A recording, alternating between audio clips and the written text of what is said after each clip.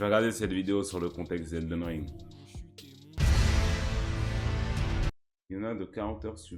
In Elden Ring, you're greeted with a cutscene that introduces a whole bunch of events, characters, and concepts that may be confusing to the player at first. So, in this video, I'll be explaining this cutscene with as much detail as possible in under 5 minutes. The cutscene opens with the sound of a hammer on metal, and we are told, "The fallen leaves tell a story." This refers to the leaves of the Erd tree, an enormous, golden tree that was given life through the power of the Elden Ring, which is a collection of runes that define the nature of reality, and the Erd tree is described to shower blessings with its falling leaves. However, the next line describes how the Elden Ring was shattered, which, in turn, leaves the Erd tree a shadow of its former self and corrupts the nature of reality.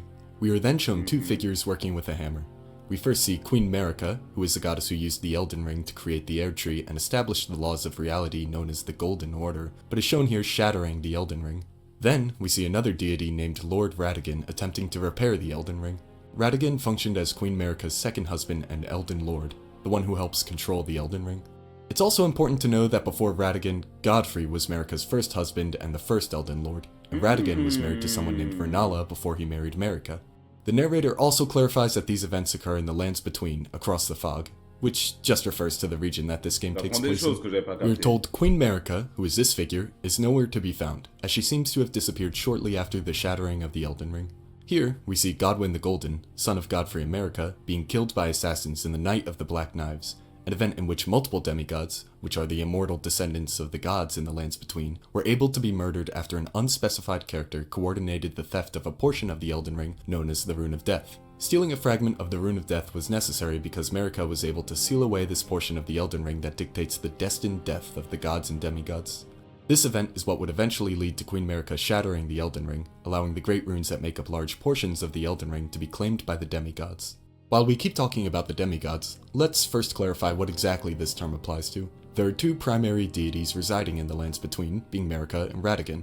These two would marry Godfrey and Rennala respectively, but would later marry each other instead, with Godfrey being cast out from the lands between, and Rennala being left alone to lose her sanity at the Academy of Raya Lucaria. Each of these pairings led to multiple offspring, which are classified as demigods.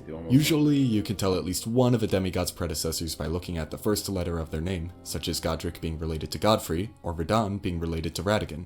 This, funnily enough, means that you can structure an entire family tree of demigods with alliterations around the letters G, R, R, M.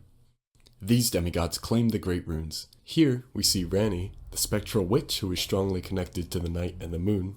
Morgott, a horned being referred to as an omen who defends the Erd tree from those who may come to further violate the Golden Order. Mohg, Morgott's twin brother, who we see guiding Miquella, a demigod cursed with eternal childhood, somewhere for the sake of his own plans to grasp for power. Rykard, who is allowing himself to be consumed by an ancient serpent as part of a blasphemous ritual. Melania, Miquella's twin sister who has been afflicted with a supernatural rot from birth. And Radahn, a legendary warrior who has mastered gravity magic.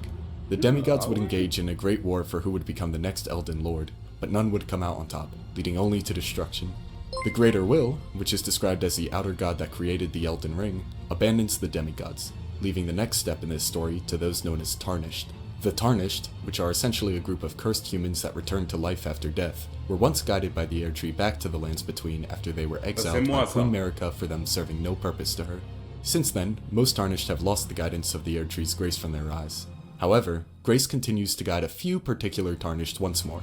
The 5 Tarnished mentioned in the intro are those that were deemed worthy to pursue the mending of the Elden Ring by collecting the great runes from the demigods, creating a new Elden Lord.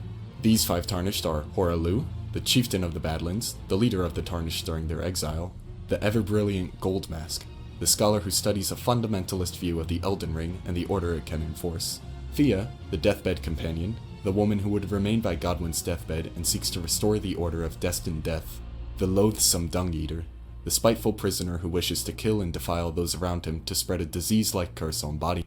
Attends, il mange du caca? C'est ça son nom?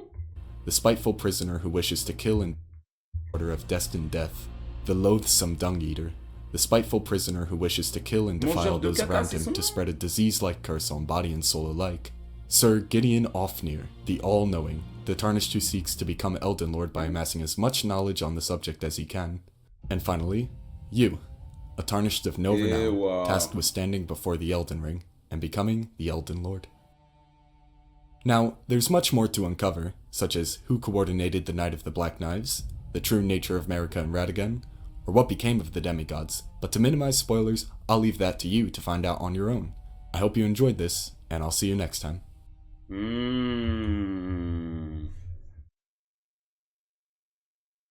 Coprophage. Déjà quoi, copro? Déjà caca en français, copro? Ouais, en gros, je suis immortel, et vu que je suis immortel, je vais me battre en boucle, et bonne chance, à un moment, je vais réussir. C'est ça?